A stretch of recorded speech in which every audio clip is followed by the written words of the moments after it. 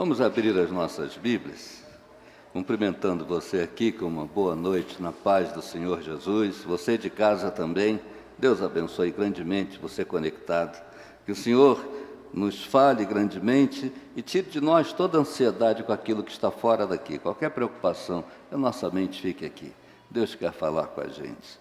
Hebreus, capítulo 9, os versos de 11 a 14, assim como estamos, sentados, reverentemente sentados.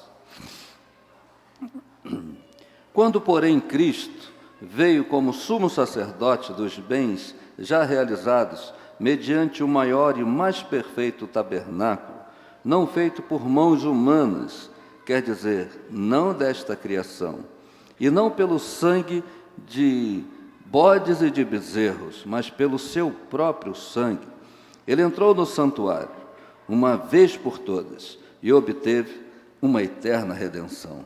Portanto, se o sangue de bodes e de touros e a cinza de uma novilha, aspergidos sobre os contaminados, os santificam quanto à purificação da carne, muito mais o sangue de Cristo, que pelo Espírito eterno a si mesmo ofereceu sem mácula a Deus, purificará a nossa consciência de obras mortas, para servirmos ao Deus vivo. Amém. Muito mais o sangue de Cristo, que pelo Espírito eterno a si mesmo ofereceu sem mácula a Deus. Glória a Deus por isso. O problema da culpa humana sempre existiu e sempre foi tratado no campo da filosofia. E muita coisa já se disse, já se escreveu, já se tentou provar, prescrutar, estudar isso. Como é que é isso? Porque é inerente, o sentimento de culpa é inerente no ser humano. Mas a filosofia e qualquer outra ciência da medicina dessa terra não consegue chegar a um consenso, não consegue resolver esse problema da culpa humana, porque ele já vem no chip. A alma tem sede de Deus. As expedições que aparecem aí nos grandes canais de descoberta, Discovery Channel e mais outros, você vê quando encontram, às vezes, uma tribo, nunca ninguém tinha ido lá, encontra um povo perdido, que nunca teve contato com civilização. Quando eles encontram e veem a formação daquela aldeia, daquela tribo, tem um altar. Tem um altar de sacrifício. Quem ensinou isso? De onde veio essa ideia de ter um altar? E a cultura desses povos, e povos que nem tiveram contato com nenhum outro, tem lá, sempre oferecendo um inocente para proteger todos os outros culpados. Então elegem alguém. Tem tribos que elegem a criança mais bonita e oferecem um sacrifício para os deuses, ou para qualquer que sejam os deuses, ou para feras que às vezes atacam a aldeia para comer as coisas, matar pessoas, aí oferecem para proteção, mas sempre tem essa orientação, esse sentimento de culto, de oferta, de barganha, de oferecer alguma coisa para que a divindade ou não fique zangada, ou pelo menos não atrapalhe, não entregue na mão do inimigo. Vem, é inerente. Você vai lá, tem um altar, tem um culto, tem uma oferta. Imagine agora povos que são invadidos e de vez em quando tem uma orientação diferente. O povo hebreu, por exemplo, ao longo da história, a cada momento era dominado por um povo pagão. E aí os deuses daquele povo pagão tinham que ser cultuados lá. Altares eram colocados em Israel, em toda a área. E aí tinha que ter aquele culto. Eles aprendiam mais um culto. Desde a época do Egito, eles já conheceram todos os deuses egípcios. Faziam força para ficar blindados. Depois vem conquistando povos. Cada povo que eles conquistam no deserto, aprende mais um culto. Qual é o Deus de vocês? Aí vai. E alguns eles assim começam a ter uma paixão, um encantamento por Baal.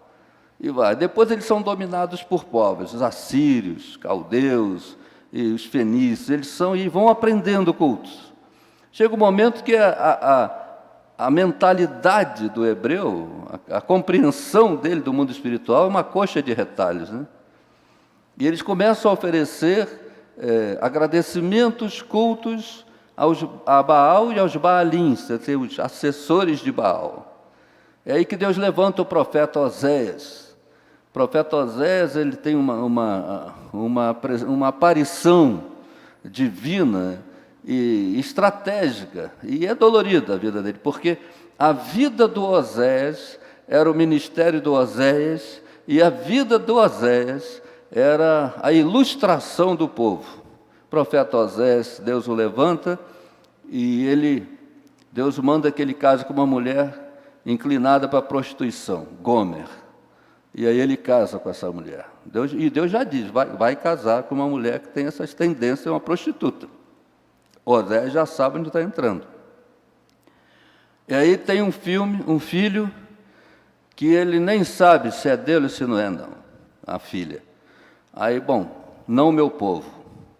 Depois tem outro filho, que ele não sabe se é dele, a menina desfavorecida.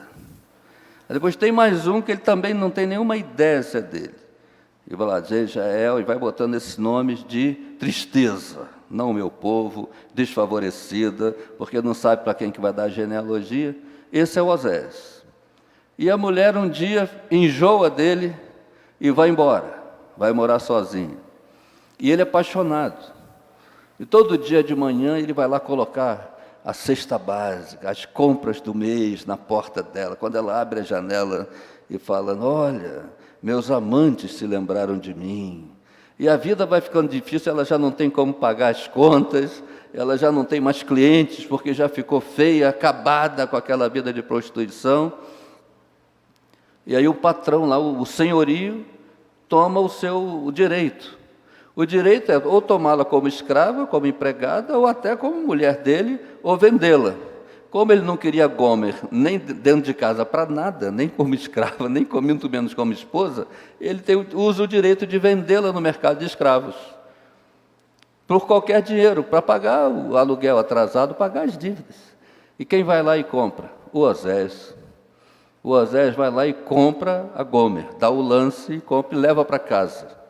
E coloca ela em casa e diz, olha, eu vou te deixar sozinha, não vou te vigiar, e você vai ter a chance de me trair. Mas se você me amar, você não vai querer trair. Eu não vou ficar te forçando a fazer nada. Eu vou te dar a chance da liberdade, porque eu te amo. Eu vou te dar a chance de você mostrar o que você tem no coração. Aí todo mundo riu do Oséias. E o pessoal dizia, Oséias, com uma vida desgraçada dessa, você ainda se diz profeta de Deus? O que é que você tem para ensinar para nós? Aí Oséias diz, esse marido traído é o Senhor, e essa mulher prostituta é Israel. Todos os dias o Senhor dá a colheita para a nação de Israel. E Israel vai agradecer a Baal. O Senhor protege, comprou, resgatou, pagou o preço de Israel. E Israel acha que é Baal, o amante que sustenta a vida dela. Hoje o Senhor está mandando dizer, eu não vou destruir vocês, vou dar a chance de vocês se voltarem para mim. O meu povo está sendo destruído porque não me conhece, não conhece a minha palavra. É a profecia de Oséias, o conselho do Oséias. Para você ver que ponto que chegou a nação de Israel, com essa colcha de retalhos, servindo e tal. Anteontem, tomei conhecimento na Sociedade Bíblica de uma senhora, uma pessoa que mora num daqueles países lá, próximo à Lituânia, e da guerra para cá, morando na mesma casa, nunca saiu daquela casa, já mudou de nacionalidade 5 vezes. Que cada vez um país toma o país que ela mora. Aí tem que todo mundo tirar a nacionalidade. Agora é desse país. Depois toma outra guerra. Aí agora todo mundo... Ela já teve 5 nacionalidades sem sair de casa. Imagina Israel naquela coisa de guerra. E Israel era o quintal da batalha. Quem ganhasse ficava também com o campo de batalha. E essa coisa foi enfeitiçando a cabeça dos hebreus. E aí vem um escritor aos hebreus, já com essa tendência que o povo de Israel tem, ele falou, eu tenho que convencer, porque religiosos eles são. De liturgia, ninguém barra Israel. O culto hebreu, ele é um culto com uma liturgia linda. Você pode até nem entender hebraico, mas você vai chorar. Você sente a emoção da liturgia. Emoção e beleza eles têm. E faltaria o conteúdo, faltaria a consciência de qual é o Deus que estão servindo. E o escritor aos Hebreus queria conquistar o direito de ser ouvido. Se você lê a carta aos Hebreus, você tem que ler toda. Porque até a metade, o escritor está dizendo, eu sei que vocês aprenderam assim, eu sei que isso é aquilo, eu sei que isso representa isso. Ele vai dando uma aula de legalismo, de judaísmo. Se você lê a carta só até o meio, você acha que o escritor está ensinando o judaísmo. Aí, no meio da carta, especificamente onde a gente leu, ele diz, no entanto, não é mais assim. Agora, temos um sumo sacerdote perfeito, eterno, que entrou uma vez por todas no santuário. E Deus não assusta mais, porque Deus foi aplacado. O próprio Deus veio e nos reconciliou com Deus. Aí vai até o fim da carta aos Hebreus, ele falando de oferta do culto, de oferecer, e Jesus ofereceu a si mesmo. O escritor aos Hebreus é aquele que nos mostra que a cruz não era um acerto de Deus com o diabo. E a cruz nem era um acerto de Deus comigo. A cruz era um acerto de Deus com Deus. Era a ira de Deus sendo aplacada pelo amor de Deus. Era Deus cumprindo o que Deus tinha determinado. Quando o Senhor olha para Israel, e Israel com aquela presunção, né? Somos o povo escolhido, os melhores da terra. Deus saiu ganhando quando nos escolheu. Quando Israel tinha o narizinho em pé e eles se valiam disso, achando que eles eram os melhores da terra, Deus disse assim, então eu vou dar 10 razões pelas quais vocês estão distantes, para mostrar a distância. Aí dá os 10 mandamentos, esses 10 motivos só essas 10 referências para vocês saberem. Que a lei não veio para salvar, a lei veio para mostrar a distância, porque ninguém conseguiu cumprir aquela lei. Paulo diz, o apóstolo, a lei é santa, perfeita, eterna, mas está enferma na carne. Não tem ser humano que consiga cumpri-lo. Ainda mais quando se diz que se quebrar um mandamento invalida os outros 9. Então ninguém, nem Moisés que escreveu a lei, cumpriu a lei, porque ele matou o egípcio e a lei diz não matarás. Se um tivesse cumprido a lei, se a lei tivesse colocado um ser humano no céu, Jesus não viria, porque foi provado que o ser humano era capaz de cumprir. Quando Deus olhou e falou, ninguém vai cumprir isso, é melhor eu ir lá. Já que eu dei o preço, é melhor eu ir lá pagar o preço. Aí veio em Jesus, cumpriu toda a lei. E o escritor aos Hebreus faz o resumo disso que eu estou falando, mostrando que Ele é o Deus que deu o preço e Ele que veio pagar. E aí ninguém tem mais dívida com Deus. Deus não assusta mais. Agora é crer no pagamento e tomar posse disso. Então essa é a caminhada da carta aos Hebreus. Lá em Levíticos, capítulos 16 e 17, tem aquela analogia, quando Arão, o sumo sacerdote, toda semana, todos os dias de uma semana, uma família oferecia sacrifício por todo o povo. No sábado, o sacerdote oferecia um sacrifício por todo o povo. A cada 7 anos, o sumo sacerdote, lá fora da cidade, oferecia um sacrifício por todo o povo e anunciava, esse é o último, o Messias vem. Aí não vinha, aí começou de novo. Cada dia, uma família oferecia sacrifício. No sábado, o sacerdote oferecia o sacrifício por todo o povo. No 7º ano, o sumo sacerdote lá fora oferecia para todo o povo e dizia, é o último, acabou. Aí não acabava, começava de novo. O escritor aos Hebreus diz assim, Hebreus 13, versículos 12 e 13, ele diz assim, por isso é que Jesus foi morto fora do portão. Ele sim é o último, acabou, não vai vir outro, terminou, acabou a matança de animais. Acabou essa coisa de ficar oferecendo sacrifício. E Deus ficou de bem com a gente. Deus não assusta mais. Lá em Iconha, ontem uma pessoa disse, poxa, Deus é tão bom, por que Israel não aceitou, né? E tudo converge para Jesus. Seria tão bom se eles tivessem aceitado, né? Eu falei, bem, Tem um lado bom e um lado ruim, né? Que se eles tivessem aceitado, não chegava aqui, né? Porque veio para o que era seus, mas os seus não o receberam. Mas a todos quantos o receberam, deu-lhes o poder de serem feitos filhos de Deus. Se tivesse aceitado por lá e ficado por lá, não chegava no gentio, né? Estava conversando com Marcelo, né? A parábola da grande ceia. O rei dá uma ceia, uma festa para o seu filho, o casamento do filho. Aí chama os convidados, mas os convidados não eram dignos. Cada um deu uma desculpa, ninguém quis ir na festa. O rei podia ter cancelado a festa, né? Parábola de Jesus. Aí ele diz para os empregados, vão pela rua e ponham para dentro todo mundo, convide todo mundo, todos os mendigos, que estiver passando na rua, convida para a festa. E já dá a roupa, já dá a veste festival, que esse era o costume, né? O rei oferecia também a roupa, botar a túnica por cima do que estivesse vestido, que todo mundo ficava bem na foto, todo mundo ficava bem vestido, era a roupa da festa. O rei dava também, quem dava a festa dava a veste festival. E ainda tinha lugar. Agora vão pelos becos e empurrem para dentro todo mundo. Esse foi o segundo grupo. O primeiro grupo eram os principais, foram convidados, não aceitaram. O segundo grupo foi o que os empregados correndo pela rua e botando, empurrando para dentro. Nós, gentios, somos do segundo grupo. Nós, se tivesse resolvido na festa lá, não chegava aqui. Mas o rei, na sua soberania, disse, vai ter festa, está decidido.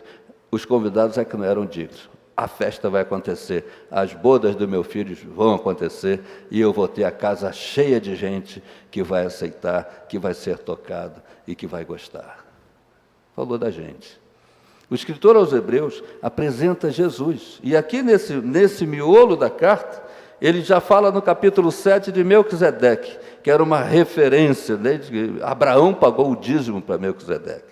E diz assim Jesus também, como sacerdote na ordem de Melquisedeque, sem genealogia, né? Sem referência histórica ali, porque Jesus, no princípio, era o Verbo estava com Deus e o Verbo era Deus. Esse Melquisedeque era a figura de Jesus. Aqui está alguém que é maior que Melquisedeque. Quando Abraão encontrou Melquisedeque, já era o próprio Jesus ali. É o sumo sacerdote, é a presença de Deus. O escritor aos Hebreus vai mexendo nisso. E ele consegue provar, então, que Jesus é esse Messias. É esse que vem resolver a crise da culpa. É esse que é o sacrifício por excelência, que é o próprio Deus. Aí vem a pergunta, mas por que é que ele me salvaria? E por que é que eu deveria me quebrantar para isso? Em primeiro lugar, ele tem credenciais para me salvar e para me livrar da culpa e encher meu coração de paz e segurança, porque o sacrifício dele é perfeito. Diz o texto aí que ele veio de um templo, quando, porém, Cristo veio, verso 11, como sumo sacerdote dos bens já realizados mediante maior e mais perfeito tabernáculo, não feito por mãos humanas, quer dizer, não desta criação. Então, em primeiro lugar, ele vem de um tabernáculo que não foi feito por mãos humanas. Ele veio do céu, ele veio da perfeição, ele veio de onde Deus está. A segunda credencial, que não é pelo sangue de bodes, verso 12, mas pelo seu próprio sangue. Ele entrou no santuário uma vez por todas e obteve a eterna redenção. A redenção que os sacerdotes humanos conseguiam era passageira, depois tinham que matar outro cordeiro, depois tinham que ficar matando animal. E esse é o costume, um inocente morrer pelos outros. O sacrifício de Cristo é o cordeiro por excelência. Ele conseguiu a redenção eterna, não vai mais precisar ficar matando bodes nem mais ninguém. Não há mais preços a pagar. É de uma vez por todas, e a redenção é eterna. Às vezes, quando alguém diz assim, Senhor, vou fazer esse sacrifício para o Senhor. Aí Deus olha para a cruz, olha para a pessoa que está falando e diz, o que é que você chama de sacrifício? Eu vou pagar o preço. Qual o preço que você vai pagar? Tem umas religiões aí que diz que você tem que pagar o preço. É a cruz e mais o preço que você paga. Paulo diz isso para os Gálatas. Você está querendo crucificar de novo o Filho de Deus? Porque ele é que pagou o preço. Você acha que ficou saldo devedor? Na cruz Deus acertou com Deus. Nós somos o despojo, nós fomos conquistados. Nós somos o prêmio da vitória dele. Ele fez isso por nós. Então, em primeiro lugar, porque o sacrifício é perfeito. Em segundo lugar, porque o seu sangue é o sangue perfeito.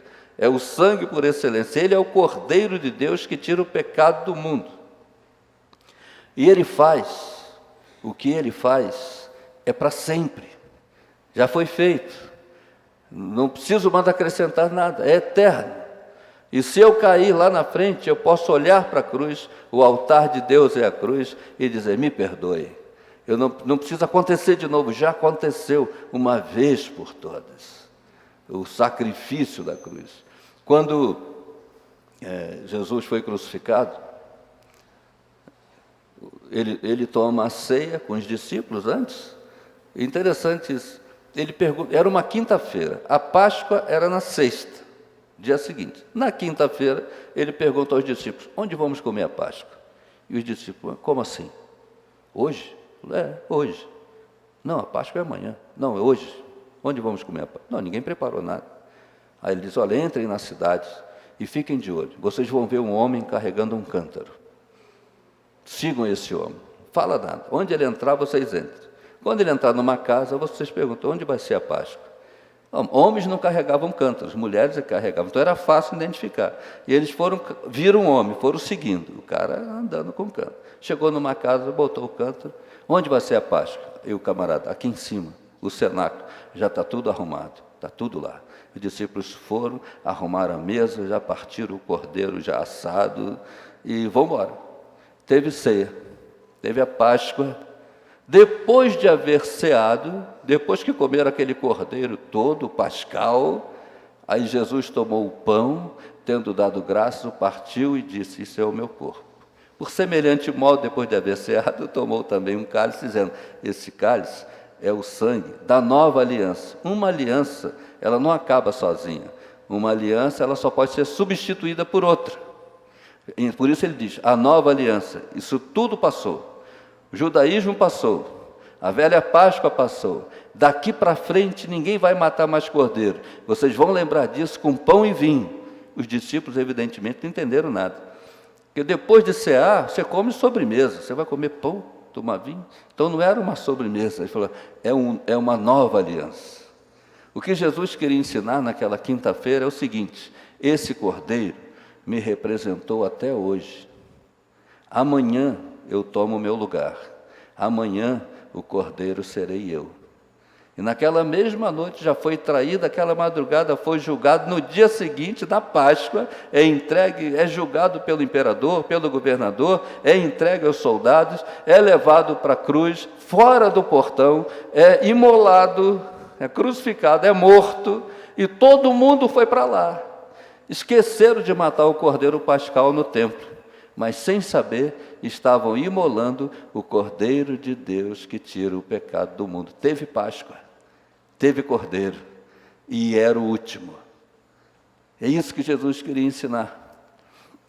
E isso que a ceia lembra, que esse sacrifício é para sempre, é válido, é perfeito, não há mais preços a pagar. E Deus não me assusta mais, eu continuo sendo um pecador, mas um pecador perdoado. E quando eu tropeço e caio, eu tenho uma cruz onde eu posso pedir perdão. Eu tenho essa segurança, esse sacrifício é eterno. O que é que Deus requer de mim, então? Em primeiro lugar, que eu confie nesse sacrifício. Quem confia nisso não tem medo de azar, não tem medo de mandinga, não tem medo de olho grande, não tem medo de macumba, de feitiçaria. Quem confia nisso não tem medo de nada, porque está seguro, está blindado. Quem confia no poder do sangue de Jesus, sabe que o sangue de Jesus despacha todo despacho. O sangue de Jesus invalida qualquer arma forjada contra ti. É a verdadeira proteção. Então, o que é que Ele quer de nós? Que nós confiemos que esse sacrifício é poderoso e descansemos nele. E a segunda coisa que Ele requer de nós é que nós possamos responder com gratidão. Senhor, muito obrigado. Eu não fiz nada nem para merecer. Aí você vê pessoas que Deus resgata, mendigos, próprio Rogério, né? Nosso querido Rogério, teve um passado perigoso. Aí Deus fala, é meu. O ladrão da cruz. Todo mundo que Jesus cura ou tem alguma experiência, ele fala, vai, volta para a tua casa. O ladrão da cruz, ele não mandou voltar para casa. Ele disse, ele quis, olha, hoje mesmo tu estarás comigo no paraíso. O que ele queria ensinar também é que o evangelho é sério. Ele disse, ele queria ensinar para o ladrão o seguinte, você tem uma dívida com a sociedade, paga aí. Comigo está zerado hoje. Você não tem mais dívida comigo. A nossa está zerada. Hoje mesmo você vai passear comigo na avenida principal de Jerusalém, lá na Cidade Santa. Termina de pagar a tua dívida com a sociedade. E vamos seguir em frente. É novo nascimento. Numa fazenda, as ovelhas tiveram crias. E o dono, o fazendeiro, olhando nos currais a alegria das ovelhas com seus filhotes, ele viu que num curral, a ovelha tentando brincar com o seu filhote, mas o filhote nasceu morto. E ela ficava mexendo com o focinho, e querendo dar mamar para ele, e morreu. Ele olhou aquilo, eu tenho que pensar o que eu vou fazer. Passou num outro curral, o contrário. O filhote querendo mamar e a ovelha morreu. E ele querendo mexer com a mãe, mamando, e ela inerte. O fazendeiro falou, poxa, a solução. Ele pegou o filhote vivo, levou para o outro curral, onde tinha um filhote morto, e trocou. Pronto, está resolvido. Nada. O filhote queria mamar, mas a ovelha via que não tinha o cheiro dela, e rejeitava. E o filhote querendo mamar, e vai morrer de fome. E a ovelha não é meu filho. O fazendeiro viu aquilo e disse, tem um jeito. Foi lá dentro, o outro filhote já estava morto, tirou o couro dele, colocou em cima do filhote vivo, amarrou. Vamos ver. Quando botou no curral, a ovelha sentiu o cheiro, é o meu. Deixou mamar. Salvou a vida do filhote. Mas interessante é que aquele filhote toda hora ficava tentando arrancar aquele couro que atrapalhava. A única coisa que garantia a vida dele, ele achava que era incômodo e queria tirar. Nós somos esses filhotes. O sangue de Jesus veio sobre nós. E aí nós temos o cheiro de Deus. Ele olha para o sangue de Jesus e fala, é meu filho, eu conheço esse sangue. Mas os nossos pecados, de vez em quando, fica tentando tirar isso. O que o escritor está ensinando para mim e para você é, entendam que esse sacrifício foi feito de uma vez por todas. E respondam com gratidão a Deus e com gratidão, sejam gente boa nesse mundo. Salmo 23 diz o quê? Bondade e misericórdia me seguirão todos os dias da minha vida. Por onde eu passar, vão dizer, aqui passou uma pessoa boa e misericordiosa, é o meu rastro. Onde eu passar, o que eu vou deixar para trás, o que vai me seguir é isso. Aqui passou uma pessoa boa, aqui passou alguém que eu quero saber o segredo. Onde ele conseguiu isso? Quando eu era pastor no Pechinche, uma vez estava na igreja presbiteriana do Pechinche, o pessoal até brincava comigo, né? Pechinche é um bairro de Jacarepaguá. Por que a igreja é presbiteriana do Pechinche? Que o dízimo é 8%? Não é essa Pechincha não. É o bairro. Aí um senhor disse, olha, minha mulher é iracunda, minha mulher tem um temperamento, ela briga, irada, qualquer coisinha briga, só fala zangando, e eu sou crente. Agora piorou tudo, porque eu sou crente, e ela só me chama de bobão, de tudo isso. Eu conversei com ela, seja gente boa, não tente discutir teologia com a sua esposa, não é por aí. Não tente convencer sua esposa a ser crente, não é por aí. Seja um bom marido, Vá ser um bom marido. Eu lembro quando um sapateiro perguntou a Lutero, eu trabalho dia e noite, não tenho tempo de ir para a igreja, como é que eu posso ser um bom crente? Martinho Lutero disse, fabrique sapatos bons e venda pelo preço justo. Não engane ninguém e também não roube ninguém. Fabrique com qualidade e venda pelo preço justo. Você vai dar testemunho, você vai ser um bom crente. Aí eu falei com ele, seja um bom marido. Não discuta a teologia, não tente provar por A mais B com a Bíblia aberta. A mulher já está cheia de raiva. Aí um dia, eu estou lá no gabinete, antes de começar o culto, entrou a mulher, pastor está aí? Tá, o diácono. pastor, sabe quem está aí fora? A mulher do fulano. E eu quero falar com o senhor antes do culto. Eu falei, poxa, não pode esperar, ela vai assistir o culto. Não está com jeito, não, ela quer falar, ela está com muita pressa para falar com o senhor. Eu falei, então, Senhor, receba o meu espírito. Deixa a dona entrar. Falou, o senhor que é o pastor? Eu falei, sou. Tem outro pastor aqui? Eu falei, não, sou eu mesmo. A senhora veio falar com o pastor da igreja, sou eu, já fiquei esperando a facada, né? Ela falou, o que o senhor fez com o meu marido? Aí quando eu fui falar, ela falou, porque eu também quero. O que foi que o senhor falou para o meu marido? Que o homem mudou. É o marido que eu queria. E eu sei que eu tenho judiado dele. O que eu faço para mudar, para ser uma boa esposa? Eu e ela choramos. Achei que ia ganhar uma facada. Ganhei foi um abraço desse. Os dois estão lá até hoje, juntos. Sabe, bondade e misericórdia. Responda ao que Jesus fez com você, sendo gente boa. Andando na vida, agradecendo a Deus por tudo, sabendo que tudo está dentro de um grande plano. Ontem, lá na igreja que eu estava, me fizeram a pergunta clássica lá. Pastor, se Deus é tão bom, por que coisas ruins acontecem a pessoas boas? Eu falei, a bem da verdade, isso só aconteceu uma vez na história, né? Ah, é? Eu falei, é. E essa pessoa boa disse, a minha vida ninguém tira de mim, eu voluntariamente a dou. E morreu na cruz. Depois dele não teve mais gente boa. Gente boa, sem defeito, sem pecado, foi só ele. Pronto. A vida, nós estamos no mundo caído.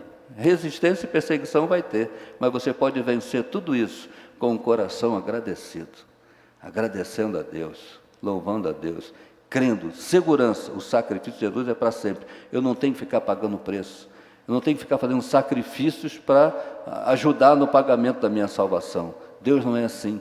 Deus não é um Deus que faz cobranças. Deus é um Deus que quer ver você um filho agradecido. Para você que está em casa, que talvez tenha passado por esse tipo de religião, que diz que você tem que pagar preço, fazer sacrifício, que Deus é que pede, Deus pede de ti o sacrifício. E às vezes usa a Bíblia. Eu assisti um vídeo, me mandaram, de um líder de uma dessas neo-igrejas aí, um grande líder. Ele estava incentivando, ensinando os seus pastores, os seus obreiros. Olha o que ele falou para os obreiros. Nossa igreja tem que crescer, de qualquer jeito. Então vocês vão fazer o seguinte, esqueçam o Novo Testamento, que o Novo Testamento não ajuda. Vão ficar só no Velho, que o Velho tem campanha para tudo. Tem campanha de Eliseu, tem campanha de Elias, campanha de Gedeão. Vamos inventar campanha para arrecadar. O Novo Testamento não ajuda, que não tem como fazer, mas o Velho é rico. E a gente vai tirar até o tutano. Tem gente que passa por essas igrejas e vem machucados, achando que Deus é que mandou fazer isso.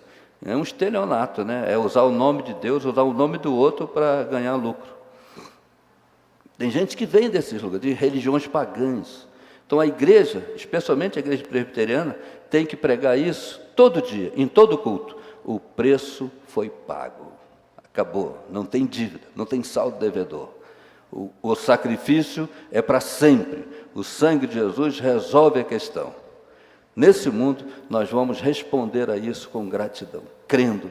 Não é vivendo assustado, não é vivendo assombrado. Fizeram agora uma cerimônia, botaram o teu nome em tal lugar, botaram na encruzilhada. Pode vir o inferno inteiro. Um com Deus é maioria. O sangue de Jesus já nos protegeu e não tem nenhum outro poder faz frente ao poder do sangue de Jesus. Então, essa é a mensagem da Igreja Reformada. Essa é a mensagem, o sacrifício foi feito, o preço foi pago, a salvação ninguém me tira mais. Eu posso até me perder, mas Deus não me perde. Eu posso ter Alzheimer e negar Cristo. Deus vai falar, ele é meu e só esqueceu. Isaías vai mais longe, o profeta Isaías diz assim, nem os loucos errarão o caminho, a segurança da salvação, a soberania de Deus. Eu quero falar com você que está aqui, com você que está em casa, que possivelmente tenha sofrido, passado, tido experiência, aprendeu, leu um livro, ouviu um grande pregador falando que você tem que pagar preço, que a maldição que você está vivendo é culpa disso ou daquilo outro, de antepassados. Mentira, já foi pago. Renda-se ao Senhor. Deus é aquele Deus que resolve a culpa. A graça resolve a culpa. A filosofia, qualquer outra ciência, não resolve a questão da culpa. O Evangelho, sim. Porque a culpa, ela acaba na cruz. Jesus falou para Nicodemos, quando Moisés levantou a serpente no deserto, assim também o Filho do Homem será levantado. E quando o Filho do Homem for levantado no madeiro, atrairá todos a si. E o Senhor conhece os seus. O Senhor conhece os seus. Eu estava num programa de rádio, aí me perguntaram assim, o locutor, por que vocês presbiterianos evangelizam? Porque se vocês acreditam que já está todo mundo eleito, para que evangelizar? Eu falei, bem, eu já contei essa história aqui, mas como tem gente que não ouviu, não? Que bom. Meu professor do seminário falou, não conte uma história mais de 5 vezes, que o povo cansa. Então, se eu não contei 5 vezes. Eu falei, uma pessoa foi criada num... Eu fui pregar numa igreja que tinha suporte, mas tinha os buracos também da ornamentação aqui do negócio. Eu bebi água, quando eu botei no buraco, tá, quebrou tudo, perdi o áudio. Eu falei, gente, vamos voltar aqui. Rapaz foi criado num colégio interno. Quando ele ficou maior de idade, a direção disse, olha, agora você vai ter uma carta de apresentação para o primeiro emprego, você vai fazer a sua vida. Siga a vida agora, vai dar a vaga para outro. Ele foi, um palestrante, com boa formação, e resolveu conhecer a história dele, né?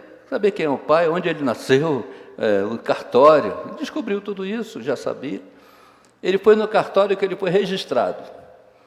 Ficou feliz, registrou aqui no livro, certidão de nascimento, tudo que ele já tinha mesmo. Ele descobriu outra coisa, que o pai registrou outros filhos naquele cartório. Ele descobriu que ele tinha irmãos, ele não sabia que tinha irmãos. Aí ele falou, quero encontrar meus irmãos. Como é que encontra? Vai sair pela rua perguntando, você é meu irmão? Você é meu irmão? Você é meu irmão? Ele disse, já sei. Como ele era palestrante, ele, na palestra dele, em muitos auditórios, ele incluiu as características do pai. Quando ele dava a palestra, ele falava, quero falar do meu pai. Descrevia o pai dele.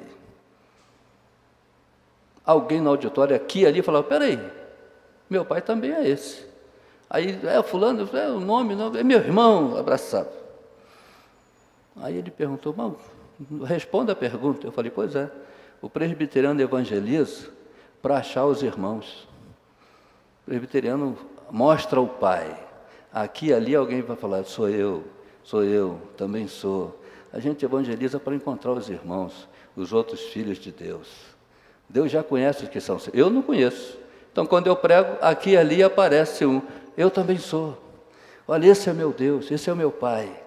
É simples assim. A soberania de Deus é imutável. Sabe, o sacrifício de Cristo. Eu fiquei no hotel lá, resolvi.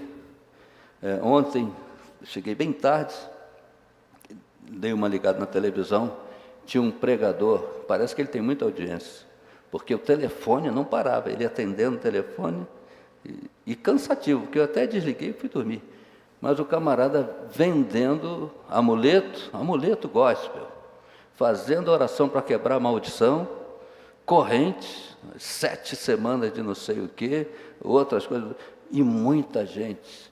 Tem muita gente acreditando que Deus é Baal. Deus é espírito. Deus não é entidade espiritual. Deus é espírito.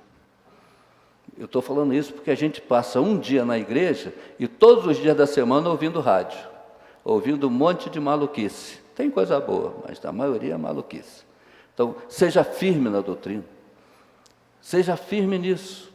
O sacrifício foi feito e já foi pago. Ninguém tira. O sangue de Jesus blinda você. Deus já pagou o preço. Não tem preço a pagar. Esse falso pietismo, né? Vou pagar o preço. Besteira. Não tem preço a pagar. Faça com gratidão. O que você fizer, faça como para o Senhor e não para os homens. Faça conforme as suas forças e faça com alegria. Deus ama o que dá com alegria, o que faz com alegria. Seja grato a Deus e seja gente boa no mundo. O teu rastro, bondade e misericórdia vão ser o teu primeiro sermão. A pessoa vai dizer, que é isso que você tem? Aí você vai dizer, não é isso, é esse. Mas você tem algo diferente. Não é algo, é alguém. Agora, só é gente boa quem tem essa compreensão, essa segurança, essa estabilidade. Quem vive assustado, tem denominações que pregam que a pessoa um dia está salva, outro dia está perdido, né? Que perde a salvação, que depois tem que se reconverter. Isso já está há mais de 300 anos essa discussão, né? Um diz que perde a salvação, outro diz que não perde. Até fui pregar na igreja de um amigo uma vez, e ele falou, olha, não precisa pregar predestinação não, nem eleição, porque aqui nós acreditamos que a pessoa é que decide. Aqui nós cremos no livre-arbítrio. Falei, tá bom, eu vou pregar só o evangelho, não vou pregar doutrina. Aí ele orou, Senhor, teu servo vai pregar. Enquanto o teu servo prega, toque nos corações.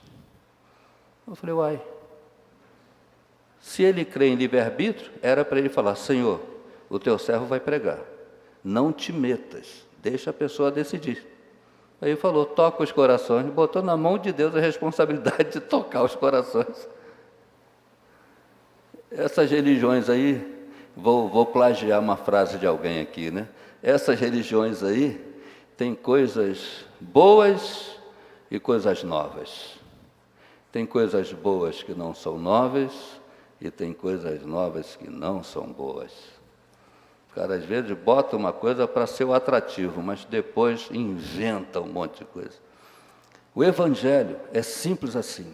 O que eu falei aqui foi o que o escritor aos Hebreus escreveu uma carta inteira com 13 capítulos, né? Não tinha capítulo no original, mas com 13 subdivisões para mostrar que Jesus é o Cristo, é o sumo sacerdote, e nós podemos entrar sem medo na presença de Deus. O Deus que é fogo consumidor não vai consumir mais, é o Deus que ama, é o Deus que aceita, é o Deus que me aceita, aceita você na presença dEle. Se você ouviu alguma coisa diferente disso, ouviu um Deus que é pagão, um Deus que cobra, um Deus que castiga, esse não é o Deus da Bíblia. O Deus da Bíblia nos atrai com cordas de amor e com laços de ternura. E Ele vai corrigindo o filho que Ele ama, Ele vai abraçando, é aquele, não põe o dedo na tomada que dá choque, e se levou não faz mais, né? Como diz de manhã, não volte para a aldeia, Ele curou o cego de Betsaida, não volta para a aldeia, você já viu que deu ruim lá, né? Anda no caminho, anda no caminho. O primeiro toque que Jesus deu naquele cego, curou aqui, o segundo toque curou aqui, né? Agora você tem sensibilidade, você vai tratar as pessoas como são. Eu vim hoje à noite para dizer isso, para você que está em casa, e para você que vai assistir essa gravação depois, dizendo que o Evangelho é simples, é completo, o sacrifício de Jesus é definitivo. Essa é a pregação da igreja. A festa vai ter o casamento do filho do rei. E ele mandou chamar todo mundo que está na rua, o pessoal da segunda turma. Entra, a veste festival, o sangue de Jesus já está sobre os convidados. E nós somos aquele cordeirinho que o cordeiro morto nos cobriu, e é a garantia da nossa existência. Responda a esse sacrifício com garantia, com gratidão, com singeleza de coração. Deus não assusta mais. Deus é amor.